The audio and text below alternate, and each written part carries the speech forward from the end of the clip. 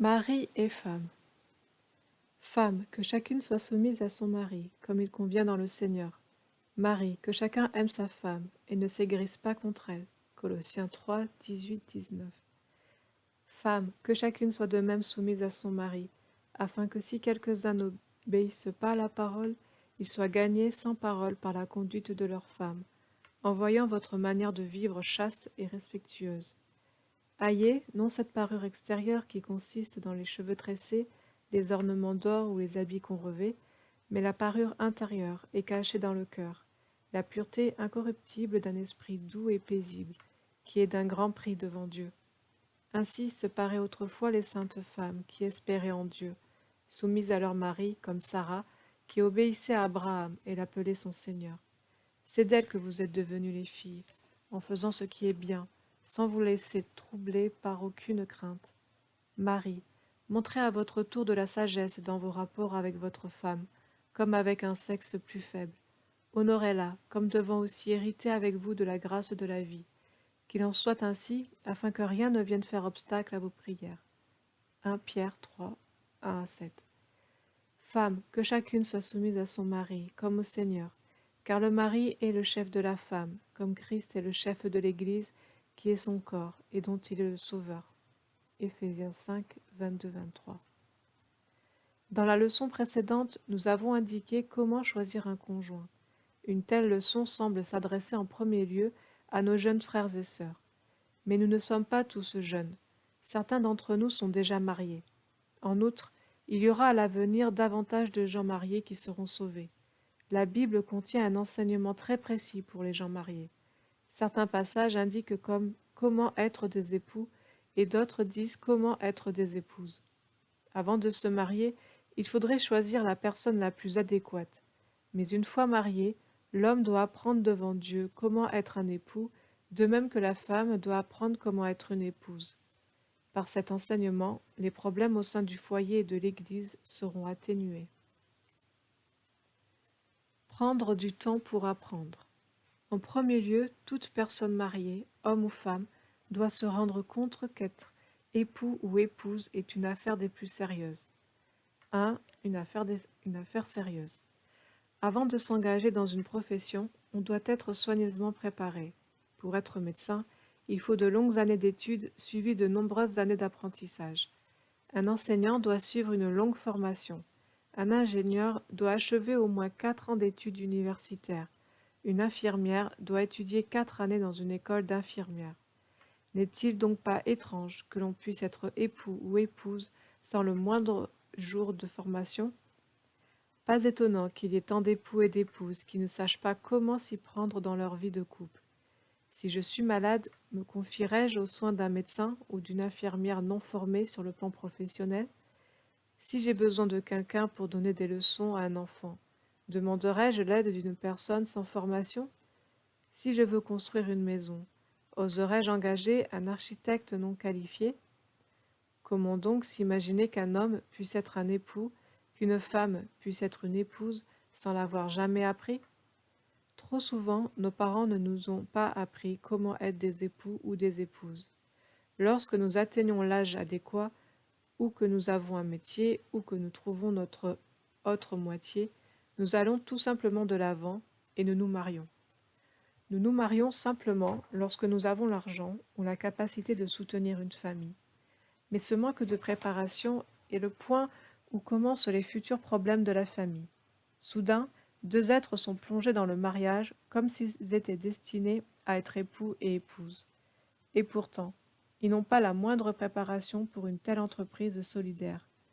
Comment une famille pourrait-elle alors réussir? C'est donc notre responsabilité de faire comprendre aux croyants la nécessité de se préparer pour tout ce que nous entreprenons durant notre vie. Les nouveaux croyants doivent également être convaincus que la tâche d'un époux ou d'une épouse est la plus difficile en ce monde. Toute autre activité est confinée à certaines heures, mais celle-ci s'étend 24 heures sur 24. Tout autre travail connaît un âge de retraite, mais pas cette tâche-là. C'est donc le travail le plus exigeant et le plus sérieux de tous. 2. Une leçon de rattrapage. Puisque tant de gens se sont déjà mariés sans avoir bénéficié de la moindre formation, Mieux vaut laisser le passé derrière soi. Nous devons nous concentrer maintenant sur la manière d'améliorer la situation telle qu'elle se présente. Comprenant combien la charge d'une famille doit être prise au sérieux, les époux devraient avoir le désir d'apprendre comment être des époux. Les épouses devraient faire de même de leur côté. Même si l'on est formé et que l'on s'efforce de traiter sa famille de la meilleure manière, on peut faire des erreurs. On peut donc s'imaginer à quel point une famille sera vouée à l'échec si l'un ou l'autre parent se comporte en amateur, sans le moindre sérieux. On devrait consacrer toute son énergie au mariage et y faire preuve de plus de diligence que dans tout autre domaine de notre vie. La famille ne peut échapper à l'échec si elle est traitée à la légère. Pour faire de votre famille un succès devant Dieu, vous devez la prendre au sérieux et lui vouer du temps. Tout échec en ce domaine, quel qu'il soit, doit être transformé en succès. Le mariage est si sérieux qu'il faut absolument qu'il réussisse. En conséquence, tous ceux qui sont mariés, frères et sœurs, doivent apprendre à assumer leurs responsabilités devant Dieu. Puisque le mariage est plus difficile que toute autre profession, chacun devrait s'attarder s'y former avec diligence. Fermer les yeux. La première chose à apprendre après le mariage est de fermer les yeux de manière à ne pas voir les imperfections du conjoint. Lorsque deux personnes vivent ensemble en tant qu'époux et épouse, jour après jour, année après année, sans vacances ni congés, maladie, chacun des deux a largement le temps de découvrir les faiblesses de son conjoint. C'est pourquoi, aussitôt mariés, fermez vos yeux. Le but du mariage n'est pas de découvrir les faiblesses de celui qui partage votre vie. Souvenez-vous qu'elle est votre femme, non votre élève. Il est votre mari, non votre apprenti. Vous n'êtes pas appelé à découvrir les difficultés et les faiblesses de votre conjoint de manière à l'aider et les corriger. La famille doit être construite sur une base solide. Avant votre mariage, vous devez donc ouvrir vos yeux tout grands de manière à comprendre toutes choses, même les difficultés éventuelles. Mais une fois mariés, vous ne devez plus chercher à comprendre quoi que ce soit de plus. Vous aurez mille et une occasions de couper les cheveux en quatre si vous le désirez. Puisque Dieu vous a unis, vous aurez tout de largement le temps, peut-être 50 ans, pour découvrir les faiblesses de votre conjoint. Pour cette raison, la première chose que doivent faire les frères et sœurs mariés consiste à fermer leurs yeux sur les difficultés et les faiblesses de leur conjoint. Vous en verrez bien assez sans regarder. Et les difficultés ne feront que se multiplier si vous les cherchez intentionnellement. En unissant deux personnes comme mari et femme, Dieu s'est arrangé pour qu'il y ait dans la famille soumission et amour. Il ne leur a pas demandé de découvrir et de corriger chacun les fautes de l'autre. Il n'a pas conçu le mari comme instructeur de sa femme ou la femme comme enseignante de son mari. L'homme n'a pas à changer son épouse ni vice-versa. Quelle que soit la manière de vivre de la personne que vous épousez, vous devez vous attendre à vivre avec elle toute votre vie. Ne cherchez pas intentionnellement des difficultés et des faiblesses dans la perspective d'y remédier. Une telle manière de concevoir l'aide est fondamentalement fausse. Les gens mariés devraient apprendre à fermer les yeux. Ils devraient apprendre à aimer et non à aider ou corriger. Apprendre à faire des concessions. Faire des concessions est une leçon qui doit être apprise sitôt après le mariage. Aussi semblables que puissent être les dispositions d'un couple, tôt ou tard, les conjoints découvriront une quantité de différences. Ils auront des divergences de points de vue, de goût et d'aversion, d'opinion et de penchant. C'est pourquoi il faut apprendre dès le moment du mariage à s'adapter l'un à l'autre. 1. Faire la moitié du chemin. Qu'entendons-nous par adaptation? Le mot signifie que je vais rencontrer l'autre à mi-chemin. Dans le meilleur des cas, la démarche est réciproque. Mais dans le cas contraire, vous au moins vous pouvez parcourir la moitié du chemin. Cependant, beaucoup de problèmes seront résolus si vous quittez votre propre position et si vous parcourez tout le chemin. Lorsque ce n'est pas possible, il est encore bon de rencontrer votre conjoint à mi-course. En d'autres termes, une fois mari et femme, vous devriez apprendre tous deux à vous adapter en toutes choses. Si vous pouvez vous adapter sur toute la ligne, c'est bien. Sinon, parcourez au moins la moitié du chemin. Apprenez à quitter votre position et à rencontrer l'autre. N'insistez pas sur vos propres opinions. soyez disposé à changer votre manière de voir. Bien que vous ayez vos propres idées, apprenez à vous accommoder aux pensées de celui ou celle qui partage votre vie. Un jeune couple qui apprend à s'adapter l'un à l'autre pendant les 5 premières années du mariage connaîtra un foyer paisible et heureux 5 ans plus tard. Si durant les 5 premières années, aucun des deux n'apprend ce que signifie l'accommodation, autrement dit, si aucun des deux ne s'efforce de rencontrer l'autre à mi-course, ils ne peuvent guère s'attendre à ce que leur famille connaisse l'harmonie. Le mariage n'est pas une affaire simple.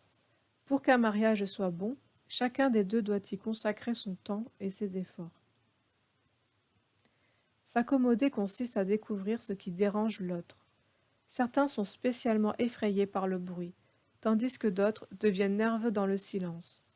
Les uns ne peuvent vivre sans se lancer dans toutes sortes d'activités, d'autres ont besoin du contraire.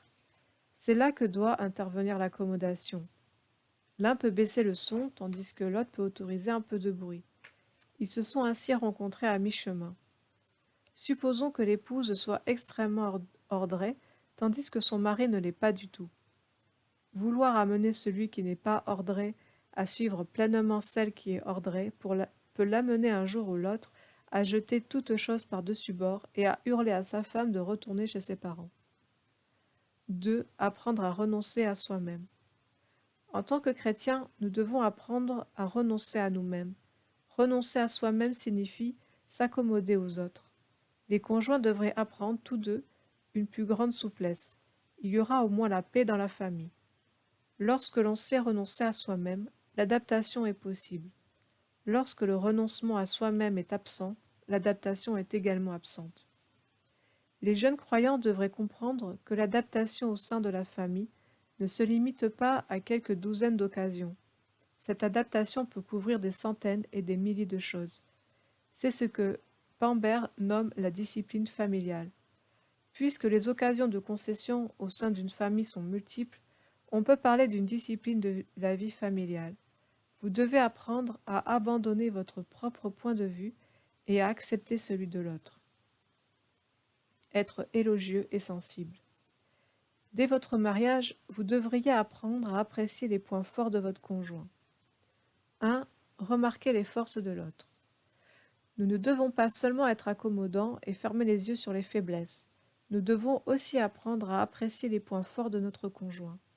Nous devrions être sensibles aux choses qui sont bien faites. Les relations familiales souffriront considérablement si le mari ne sait pas apprécier son épouse ou si la femme ne sait pas estimer son époux. Il ne s'agit nullement de flatter nos femmes, ni de chercher à satisfaire la vanité de nos maris. Ce qu'il faut, c'est s'apprécier l'un l'autre. Apprenez à voir les forces, les vertus, la beauté de l'autre. Il y a un frère responsable dans une assemblée locale dont tout le monde parle avec appréciation. Mais vous ne pouvez rien demander à son épouse à son sujet, parce qu'elle ne cesse de se plaindre qu'il est insupportable. Elle critique souvent son époux, disant qu'il n'est pas capable d'être un frère responsable. Pourquoi cela? Peut-être parce qu'elle aime diriger son époux. Comme elle ne peut le diriger, elle l'accuse de ne pas être capable d'être un frère responsable. Tous les frères et sœurs dans l'assemblée sont soumis à lui. La seule personne qui ne le soit pas est son épouse. Comment une telle famille peut-elle être belle? La situation peut être l'inverse. À l'exception de l'époux, la plupart des gens peuvent penser qu'une certaine femme est une bonne épouse. Je me souviens qu'une année où je me trouvais à Pékin, plusieurs personnes discutaient, se montraient pleines d'appréciation pour une certaine sœur. Au milieu de leur conversation, son époux entra. Elles continuèrent naturellement d'estimer cette sœur, mais son mari ne dit pas un mot.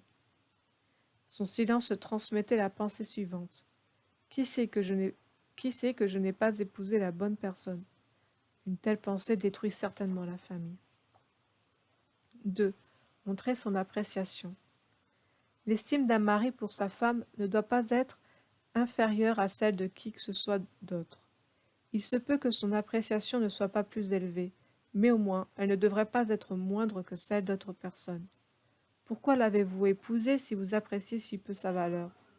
Soit votre perception était fausse alors, soit elle l'est maintenant. Il en va de même pour l'épouse. Pourquoi avez-vous épousé cet homme si vous sentez qu'il n'est pas la bonne personne? C'est vous-même qui devez être dans l'erreur. Pour avoir une famille heureuse, l'appréciation réciproque est essentielle. Ne laissez pas les autres apprécier votre conjoint alors que vous-même le critiquez. Relevez les forces de votre conjoint et soyez conscient de ses vertus. À chaque fois que l'occasion s'en présente, déclarez ouvertement ce que vous avez remarqué et senti. Ce n'est pas de l'hypocrisie puisque vous dites la vérité. Lorsque mari et femme s'apprécient l'un l'autre de cette manière, le lien familial s'en trouve renforcé.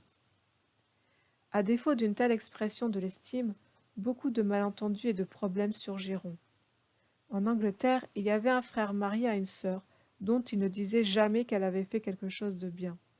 Naturellement, cette sœur vivait dans une inquiétude constante, se demandant si elle avait échoué en tant qu'épouse et en tant que chrétienne. Elle se tourmenta jusqu'à tomber malade de tuberculose et mourir.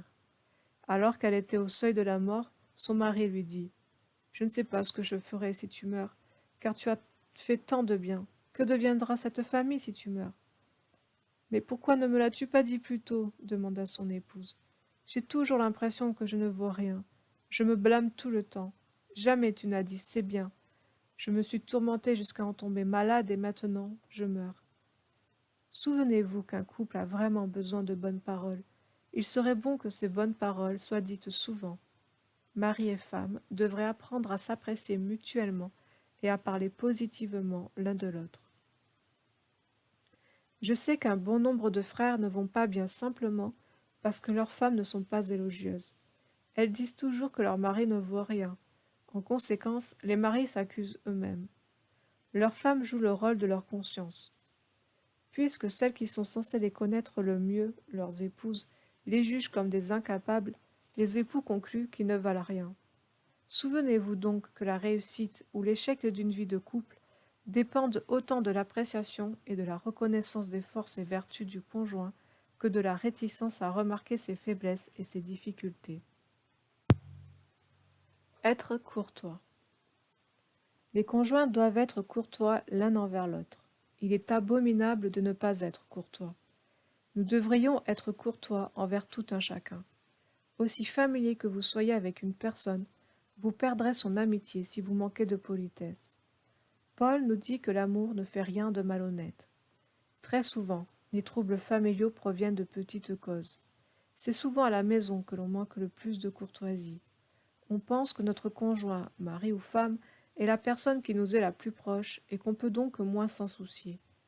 Mais vous devriez vous souvenir que la courtoisie embellit le contact humain. Sans elle, tous les aspects laids de la vie se révèlent. Aussi familier que l'on soit avec autrui, la courtoisie doit être maintenue.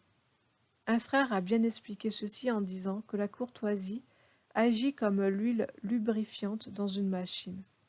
Sans courtoisie, il y aura des frictions et des sentiments désagréables. 1. Dans ses paroles. Apprenez à dire merci ou excuse-moi. Les mots de politesse tels que es-tu d'accord ou s'il te plaît devraient être fréquemment utilisés. Si vous éliminez ces mots de votre vocabulaire, vous auriez de la peine à vous faire des amis. Combien plus sont-ils nécessaires dans la famille? Les chrétiens devraient se souvenir que l'amour ne fait rien de malhonnête. Nous devons apprendre à dire ces mots de politesse à la maison. 2. Dans ses vêtements.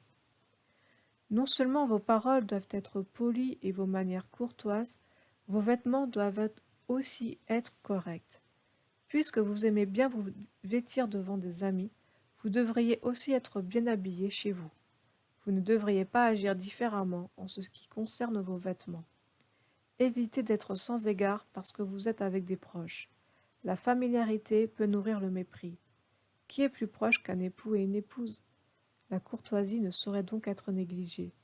Vous devez vous habiller correctement. Ne mettez pas de vêtements négligés quand vous êtes chez vous. 3. Dans ses manières. Vos manières doivent être empreintes de délicatesse. Il vaut mieux passer le plat avec vos deux mains, à moins qu'il soit prévu de n'utiliser qu'une main. Selon la coutume chinoise, c'est la manière polie. Lorsque vous passez un couteau ou des ciseaux à quelqu'un, ne pointez pas la lame vers lui. Lorsque vous donnez quelque chose à quelqu'un, ne le lui jetez pas à la tête. C'est surtout à la maison que cette délicatesse doit être entretenue. Il se peut que vous économisiez 3 secondes en jetant quelque chose au lieu de la passer de main en main, mais les conséquences sont très sérieuses. Apprenez à être courtois. J'ai eu suffisamment de contact avec les familles pour savoir que les personnes qui sont polies auront peu de problèmes chez elles. On peut presque affirmer avec certitude que la courtoisie entre l'homme et la femme amène au moins la tranquillité dans la famille. Il y aura moins de friction dans le couple. Je crois que personne ne voudrait rendre visite à une femme qui traiterait ses amis comme elle traite son époux, et personne ne voudrait s'associer à un homme qui traiterait ses collègues comme il traite sa femme. Disons aux frères que leurs femmes ont enduré ce que leurs collègues ne pourraient pas supporter. Disons aux sœurs que leurs époux ont été très patients avec elles, que même leurs amis ne seraient pas capables de supporter le traitement qu'elles ont infligé à leur mari. Manquer de courtoisie est rude, et un chrétien ne devrait pas être rude. Celui qui a appris Christ, Éphésiens 4:20, ne saurait manquer de courtoisie. 4. Dans sa voix. Notre voix aussi doit être cordiale. On peut dire les mêmes mots de différentes manières et sur différents tons. Le patron utilise un certain ton lorsqu'il parle à ses subordonnés. Les amis parlent entre eux d'une voix amicale. L'amour parle avec une voix aimante, tandis que la haine profère des mots d'une voix qui exprime la haine. Beaucoup de gens utilisent une voix déplaisante à la maison parce qu'ils ont épuisé leur voix agréable en dehors. Ils sont courtois envers leurs collègues de travail, patients avec les malades à l'hôpital et attentifs lorsqu'ils parlent à leurs élèves à l'école. Mais ils ne se soucient pas de la voix qu'ils utilisent à la maison. S'ils utilisaient la même voix au travail qu'à la maison, ils seraient congédiés dans les 48 heures. Comment un foyer peut-il être maintenu si ses membres s'expriment uniquement d'une voix rude? Si le ton n'est pas juste, la famille ne sera pas paisible. Souvenez-vous qu'à la maison, il ne faudrait jamais prononcer de paroles sans égard, ni employer une voix dure ou rude, ni prendre un ton d'orgueil ou d'apitoiement sur soi, ni d'intonation martyre ou égoïste. L'amour ne fait rien de malhonnête, même pas dans la voix. Laissez grandir l'amour. Pour qu'une famille réussisse, il faut que l'amour y grandisse continuellement. Il ne faut pas lui permettre de mourir. 1. Nourrir son amour. Souvent les jeunes demandent si l'amour peut mourir. Je pense pouvoir répondre ici que l'amour peut mourir et meurt facilement. Telle une chose vivante, l'amour a besoin d'être nourri. Il mourra s'il n'est pas approvisionné. Affamez-le et il mourra. Nourrissez-le et il grandira. L'amour est le fondement de la famille comme il est du mariage. L'amour conduit 2 personnes dans le mariage. C'est aussi l'amour qui les garde ensemble dans la famille. S'il est suffisamment nourri, il peut aisément grandir, mais il peut aussi aisément mourir s'il est négligé. Nombreux sont ceux qui s'aiment avant leur mariage, mais qui plus tard se mettent à négliger cet amour. Dès lors, il n'est pas étonnant que leur amour s'éteigne graduellement. L'amour doit être nourri par des concessions, des sacrifices, le renoncement à soi-même, la compréhension, la sympathie et le pardon. S'il est constamment nourri, l'amour peut grandir magnifiquement. Mais si l'on ne cherche pas le plaisir de l'autre et que l'on ne pense qu'à son propre bien-être, l'amour très vite sera affamé et mourra. Il est douloureux de se marier sans amour. Il est tragique d'avoir une famille sans amour. On peut être capable d'endurer une famille sans amour lorsqu'on est jeune ou même d'âge mûr, et dans la vieillesse, on frissonnera sous la froideur de la famille. La différence est grande. Apprenez donc à nourrir votre famille d'amour lorsque vous êtes encore jeune ou d'âge mûr. Efforcez-vous de nourrir votre amour. Votre foyer sera empli d'amour. 2. Évitez ce qui déplaît à l'autre. Toute personne mariée devrait s'efforcer de découvrir ce qui effraie le plus son conjoint ou ce qu'il déteste le plus. Ne vous laissez pas entraîner dans une vie relâchée et sans égard. Toute personne a ses aversions et ses craintes. Si votre partenaire souffre d'une faiblesse morale, j'espère que vous pourrez vous arranger sur une base de concession mutuelle pour rétablir la situation. Mais si la faiblesse n'est pas d'ordre moral, je vous suggère qu'au lieu de faire la moitié du chemin vers l'autre, vous le fassiez tout entier. Il y a quelques années, j'ai lu une histoire sur un mari aux États-Unis qui accusa sa femme de cruauté devant un tribunal. L'histoire pourra vous paraître amusante. En fait, elle est des plus horribles. L'homme de cette anecdote ne pouvait, ne pouvait supporter un son monotone. Au début, sa femme et lui s'aimaient profondément. Mais moins de 2 ans après leur mariage, la relation commença à se détériorer. Sa femme aimait tricoter. Le son monotone des aiguilles lui torturait les nerfs. Il supporta ce son pendant 7 ans. Finalement, il aboutit au tribunal pour accuser sa femme de cruauté mentale envers lui. Le juge expliqua que le tricotage n'était pas un crime et que la raison invoquée était donc insuffisante pour obtenir le divorce. Cependant, le mari déclara qu'il avait aimé sa femme avant leur mariage et qu'il l'avait considérée comme un agneau. Mais une année après leur mariage, elle s'était mise à tricoter et n'avait plus cessé depuis. De sorte qu'aujourd'hui, il ne pouvait plus supporter la vue d'un tricot, et de plus, il se sentait enclin à tuer tout mouton qu'il pourrait rencontrer dans la rue. Il affirma au juge que s'il n'obtenait pas le divorce, il ne pourrait plus s'empêcher de tuer des agneaux dans la rue. Cet exemple est bien représentatif. L'épouse avait pensé qu'il n'y avait aucun mal à tricoter, alors que l'époux détestait tant cette activité, qu'il se sentait prêt à tuer un agneau. Souvenez-vous que chacun a ses haines et ses craintes. Généralement, ceci n'implique pas un problème moral. Il s'agit plutôt des caractéristiques d'une personne. Pour qu'une vie de couple réussisse, l'homme et la femme devraient éviter de faire ce qui leur paraît si insignifiant, mais qui de fait est si important pour l'autre. Et j'ai eu beaucoup de contacts avec des familles à Shanghai et ailleurs, et j'ai découvert que les points de conflit familiaux sont généralement nés d'incidents insignifiants. Pour les amis, pour ceux qui se trouvent en dehors, ces affaires sont vraiment de toutes petites choses. Et pourtant, elles épuisent toute la patience de l'autre lorsqu'elles se manifestent constamment au sein d'une famille. Que les nouveaux croyants voient clairement que le fait de demeurer ensemble est une chose très délicate pour 2 personnes. Ce n'est pas facile, et cela doit donc ne pas être pris à la légère. Si ce que vous considérez comme insignifiant s'avère être quelque chose que votre conjoint ne peut supporter, continuer à le faire revient pour vous à soumettre l'autre à une cruauté mentale. Ne pas être égoïste. Une autre condition importante à la vie familiale consiste à ne pas être égoïste. 1. Chercher à plaire à l'autre. Si vous êtes marié, vivez comme une personne mariée. Vous ne devriez pas vivre comme un célibataire. La parole de Dieu dit « Celui qui est marié s'inquiète des choses du monde, des moyens de plaire à sa femme. Celle qui est mariée s'inquiète des choses du monde, des moyens de plaire à son mari. » Dans 1 Corinthiens 7, 33-34. La plus grande difficulté à laquelle doit faire face un couple est probablement l'égoïsme. Je me souviens d'un pasteur aux États-Unis qui célébra 750 mariages au cours de son existence. À chaque cérémonie de mariage, il exhortait les jeunes mariés à ne pas tomber dans l'égoïsme.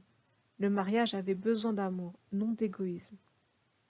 Devenu âgé, il écrivit à tous ceux qu'il avait mariés, s'informant de leur situation présente.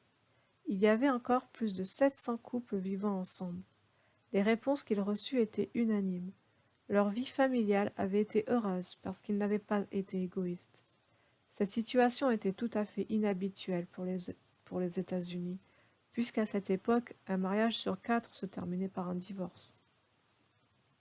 Nous devons apprendre à nous mettre à la place de l'autre, compatir à ses peines, partager ses joies, ses craintes ou ses aversions, ses difficultés ou ses attraits. Il n'est pas possible d'être un bon conjoint, mari ou femme, si l'on tombe dans la subjectivité. Les personnes subjectives sont toutes égoïstes.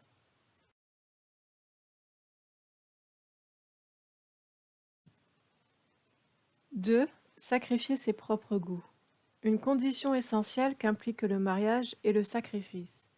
On doit apprendre à plaire à l'autre. Pour cela, vous ne pouvez être subjectif. Ce n'est pas ce que vous aimez qui compte, c'est ce que votre conjoint aime. Apprenez à découvrir les goûts, les pensées et les opinions de votre conjoint. Apprenez à vous mettre à la place de l'autre pour comprendre vos 2 positions, la sienne et la vôtre. Autant que possible, sacrifiez vos propres sentiments, opinions, points de vue. Cherchez à comprendre, à renoncer à vous-même et à aimer. De cette manière, les problèmes conjugaux se verront considérablement diminuées. Beaucoup de mariages rencontrent la difficulté suivante. L'homme de la maison se considère comme le centre de l'univers, autour de qui tout doit tourner. Il s'est marié pour améliorer sa vie et son bien-être. Une telle famille ne peut que tomber dans la difficulté. De même, l'épouse peut en venir à se considérer comme le centre de l'univers, pour qui vivent tous les autres. Elle a épousé l'homme dont elle a cru qu'il réaliserait son objectif d'être servi. Un tel mariage est condamné à l'échec, parce que c'est un mariage motivé par l'égoïsme. Autoriser la liberté, l'intimité et les possessions privées. Au sein d'une famille, chacun doit laisser à l'autre une certaine liberté, une marge d'intimité, un domaine privé. 1. Ne pas être geôlier. Dans certaines familles, les épouses n'ont pas le moindre privilège.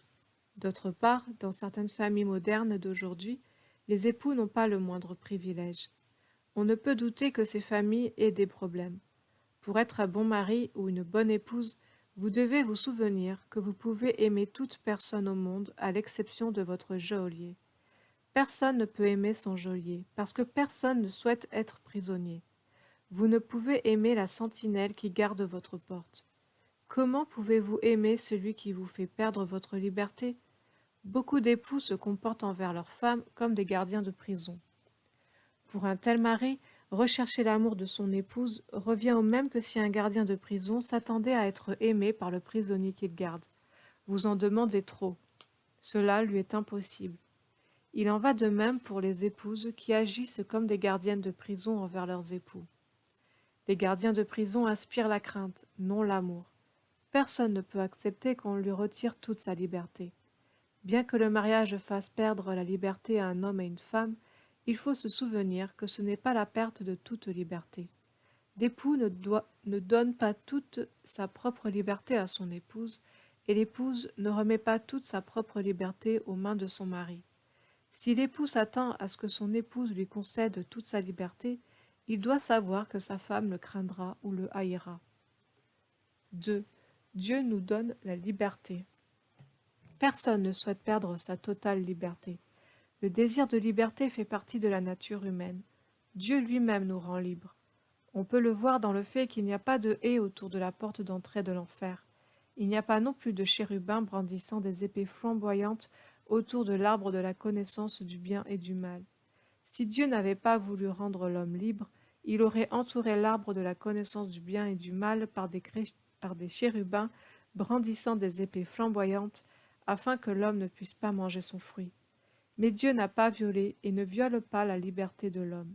De même, tout mari devrait accorder à sa femme une certaine liberté de choix, et toute épouse devrait donner à son mari la même liberté.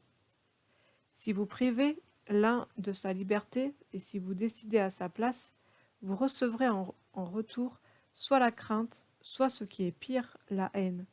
Lorsque la liberté est perdue, la haine fait son apparition, ou du moins la crainte. Au sein de la famille, le mari et la femme devraient apprendre à accorder à l'autre sa liberté. Chacun des deux devrait avoir son propre temps, ses propres affaires. Justement parce qu'il y a une relation conjugale, ces choses ne devraient pas être négligées. Vous avez besoin d'apprendre à rester à votre place. Sinon, un aspect d'apparence aussi anodin peut provoquer un grand problème. 3. Respecter le droit à l'intimité. Chaque mari, chaque épouse devrait être autorisé à garder sa propre intimité. Ceci est parfaitement légitime. Il est parfaitement acceptable que la main gauche agisse sans notifier la main droite. Voir Matthieu 6.3. Apprenez donc à respecter le privilège d'une certaine intimité à laquelle a droit chacun des époux. Ceci contribuera à éviter de nombreux troubles au sein de la famille. Apprendre à résoudre des problèmes. L'aspect que nous abordons maintenant est celui de la solution des problèmes familiaux. Époux et femmes ne peuvent éviter d'avoir quelques différends et difficultés. Puisque tous deux sont des adultes et tous deux sont des enfants de Dieu, ils ont besoin de comprendre en premier lieu où résident leurs différends et difficultés. Avant de résoudre une difficulté, quelle qu'elle soit, il faut savoir où réside le problème. Après l'avoir identifié, il faut trouver une solution. 1. Trouver une solution équitable. La manière de résoudre un problème doit être équitable. Une solution qui n'est pas juste ne tiendra pas. Personne n'est capable de l'endurer jusqu'au bout. Ne vous attendez pas à ce que votre conjoint l'endure pour toujours. Sur 10 chrétiens, vous en trouverez peut-être un capable de souffrir longtemps. Les 9 autres ne pourront tout simplement pas le supporter indéfiniment. Si la solution d'un problème est injuste, le problème explosera de nouveau à la première occasion. Lorsque j'étais à Shanghai, j'ai aidé à résoudre certaines difficultés parmi nos frères et sœurs. Ils se demandaient souvent pourquoi une chose aussi petite pouvait créer une telle fureur. Leur surprise était due à leur manque d'expérience. Le fait qu'une petite chose devienne une grande chose est dû à ce qui a eu lieu avant, non à la chose elle-même. L'explosion finit par arriver lorsque l'accumulation de l'irritation devient excessive. L'étincelle peut s'enflammer sur une petite chose, mais la cause en a été annoncée pendant des années. Ne considérez donc pas qu'une chose est petite. Trouvez de quelle manière la solution précédente était injuste. L'explosion ne se produit que lorsque la patience a été menée à bout. 2. Tenir conseil. Il vaut mieux que mari et femme discutent de leur affaire entre deux. Une tierce personne ne devrait pas interférer au début, bien qu'elle puisse avoir l'occasion d'aider plus tard. Laissez d'abord les deux conjoints échanger leur point de vue librement. Les nouvelles ne devraient pas être portées aux oreilles d'autrui et parcourir le monde avant même d'avoir été discutées à la maison. Il arrive qu'un fait concernant l'époux soit connu 30 lieues à la ronde dans l'ignorance totale du concerné. Les choses qui interviennent entre un mari et sa femme devraient être dites l'un à l'autre. Ménagez des occasions pour ce genre de conseils. Laissez votre conjoint terminer ce qu'il veut dire avant de parler vous-même. Que celui qui est plus loquace ne monopolise pas la conversation. Le mari devrait écouter sa femme et la femme devrait écouter son mari. Si seulement le mari voulait écouter au moins une fois son épouse et la femme son mari, beaucoup de choses seraient résolues. Trop fréquemment, cependant, la femme dit ce qu'elle veut dire mais n'écoute jamais son conjoint, et vice-versa. Essayez d'écouter au moins une fois.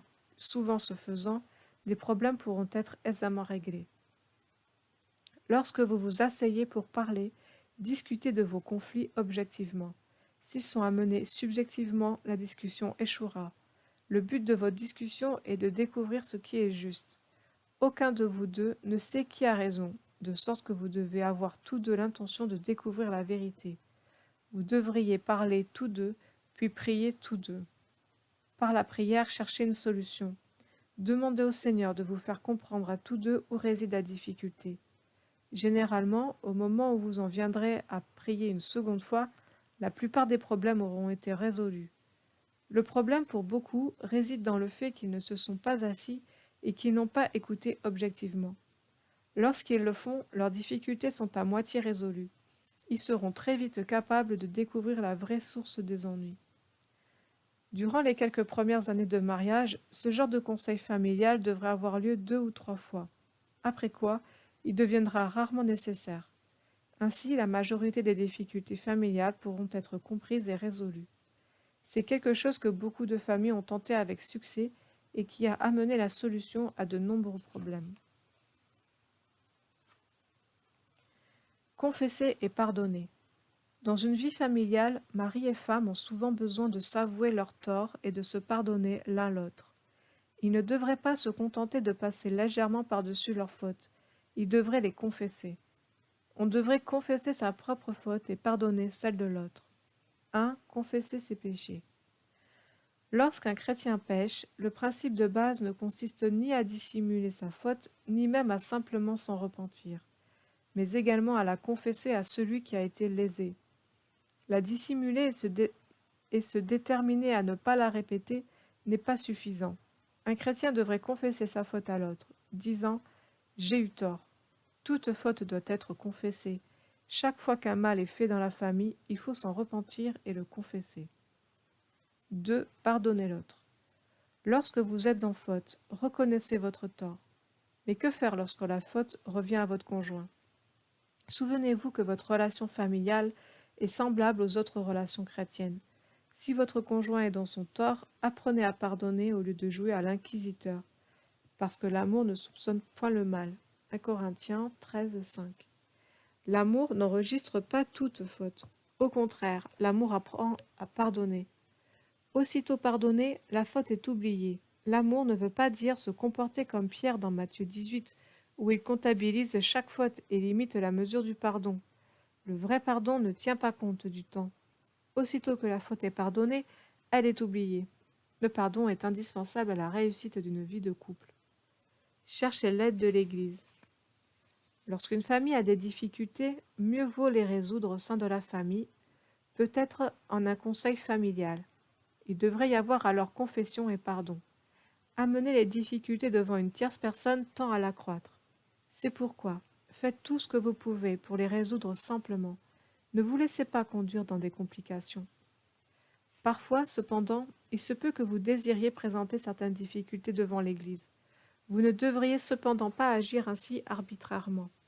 En premier lieu, l'époux a besoin de l'autorisation de sa femme et vice-versa.